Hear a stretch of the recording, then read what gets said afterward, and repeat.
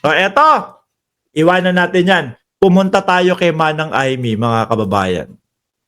Si Manang Aimee na hindi alam kung saan pupunta. No? Paano naman ho kasi mga kababayan, kahit saan magpunta, alam at bistado yung estilo niya na namamangka sa dalawang ilog. O, di ho ba? O, pati lakas. Laglag na si Aimee Marcos, mga bossing. Hindi na alam kung saan pupunta eh. Ewan ko, kaya Manang Aimee, no? Bakit Bakit nagkakanda habol-habol doon sa maliit na boto ng mga DDS? Iilan na lang ho yan, mga kababayan. Iilan na lang ho yan. Nagkakandara pa doon sa boto ng mga DDS. So ayan, alam naman ho natin kasi mga kababayan, na yung pahiring-hiring ni Aimee Marcos, kinukuha lang ang loob ng mga DDS. Alam niya kasi, uto-uto yung mga DDS, di ba? Uto-uto kayo? Oh. Alam niya, uto-uto yung mga DDS. Pag nagpahiring ako, kahit paikot-ikot lang yung sabihin ko doon, kahit paulit-ulit yung mga tanong ko, maniniwala sa akin yung mga DDS. Iboboto ako ng mga DDS. Pag itinaas yung kamay ko ni Sara Duterte, pihado, iboboto na ako ng mga DDS. Hindi niya alam, Kaya pala itinaas yung kanyang kamay, yung pala, rest back sa kanya yun. Di ba? Ginaganito nyo kami Ganito ginagawa nyo sa amin Siyempre, yun yung tumatakbo sa isip ni Inday Sara Duterte. Pinapa-investigahan ninyo ang aming mga confidential funds, etc. O sige, i-endorso kita. Nakita nyo naman po, nung in-endorso ni VP Sara, si Aimee, umangat na po ba ang kandidatura? Hindi. Ano po? Dahil ang pakay nun, sa nakikita ko ho, mga kababayan, is i-endorso ko to.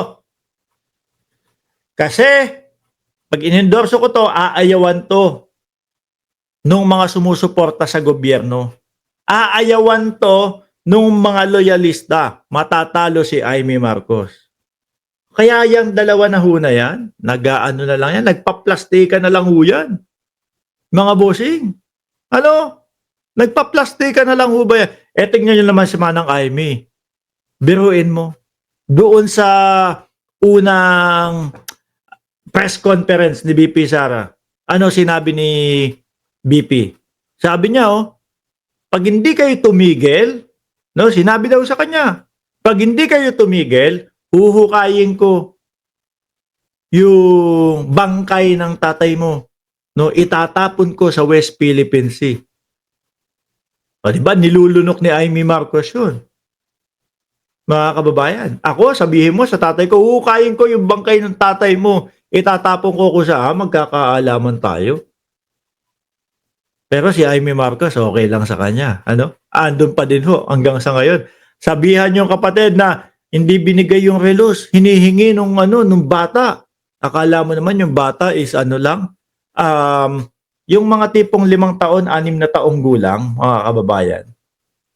Kung mag-explain si Inday Sara Duterte doon sa kanyang press conference, 6 na taon, parang ganun lang Alam nyo ba, hinihingi yung relo. Sir, can I have your watch? Parang 6 na taong gulang yung bata. Yung pala, pwede nang gumawa ng bata.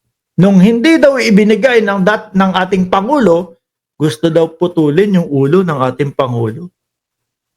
Saltik. Mga kababayan, hindi nyo naman ako masisisi kung ganun ang isipin ko di ba? Biruin mo. National television, alam mo, lahat makakapanood.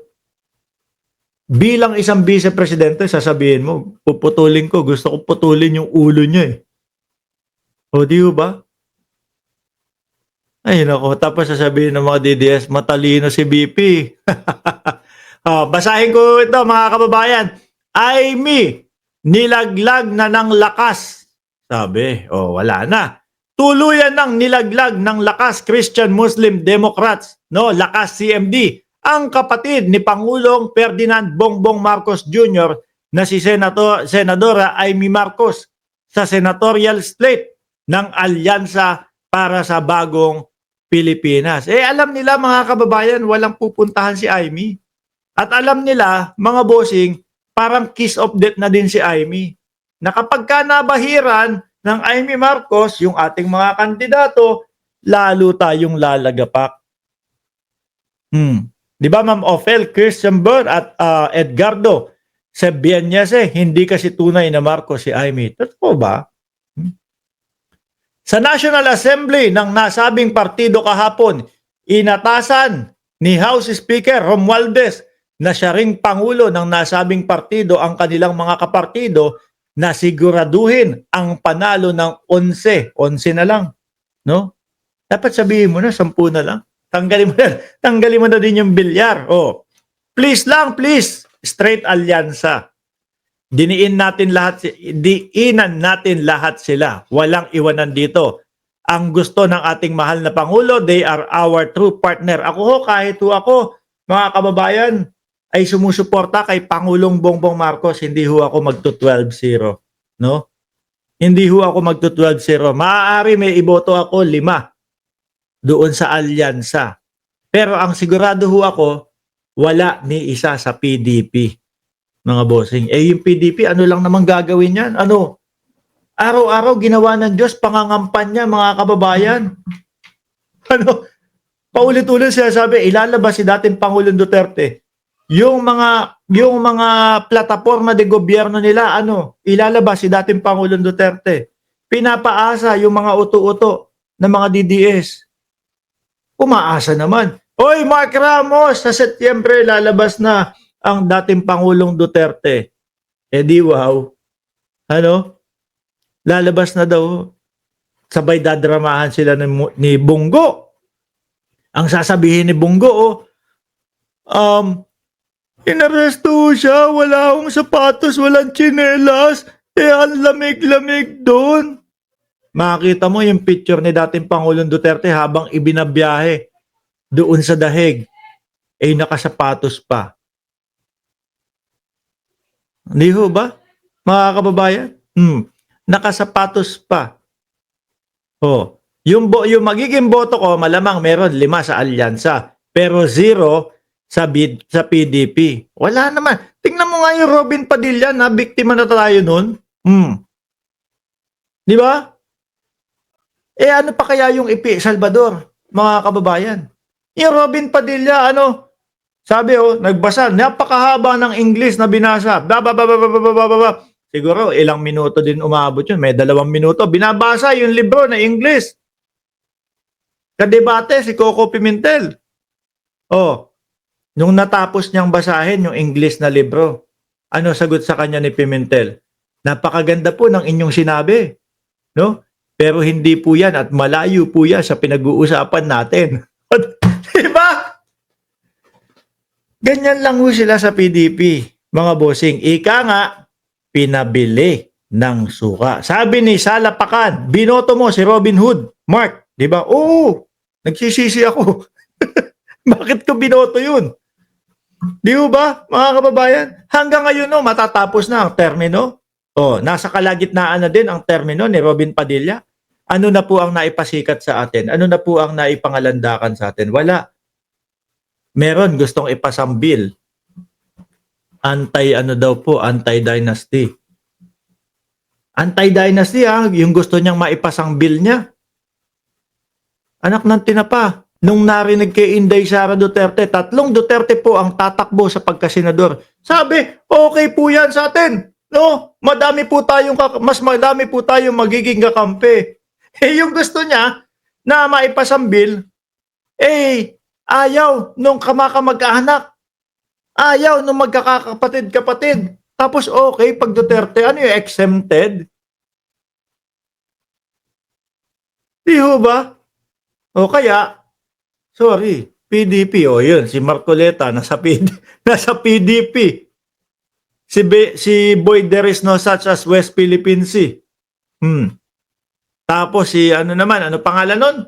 Si Ipe Salvador. Mamatay na kayong lahat na mga bumabatikos daw kay dating Pangulong Duterte. Paano mo naman iboboto yung mga yan?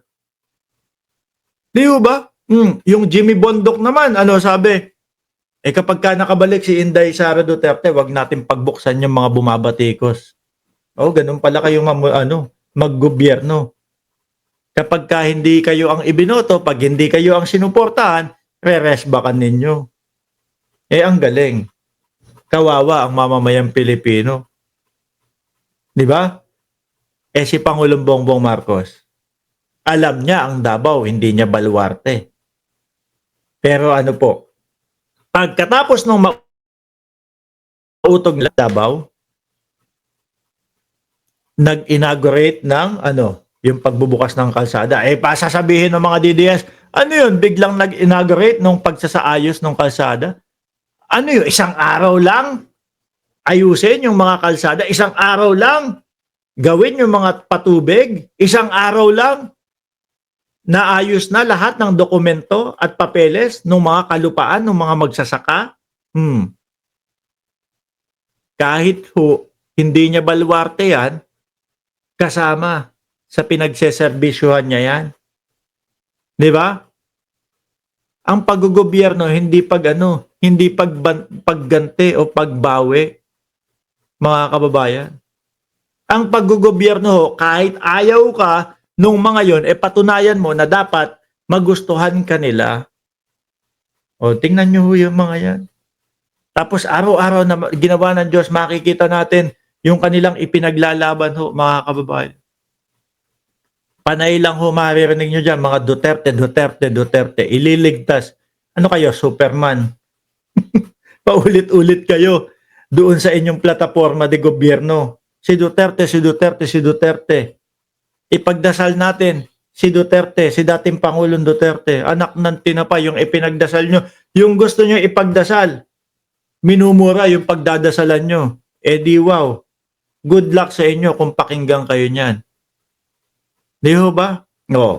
Manang Amy, mukhang ang hirap ng ipanalo nitong laban mo. Bakit to? DDS ayaw sa kanya. Si Panelo, pati si Maharlika ayaw sa kanya. Si Panelo, si Maharlika, si Roque, ang sabi ni Roque, mangga. Sabi ni Roque, mangga, ayoko sa iyo. Pero dahil sabi ni BP Sara, iboboto kita. Ibang klase, no? Ang paninindigan ni Roque. Ayaw niya, pero iboboto siya kasi nautusan ni BP Sara. Magaling.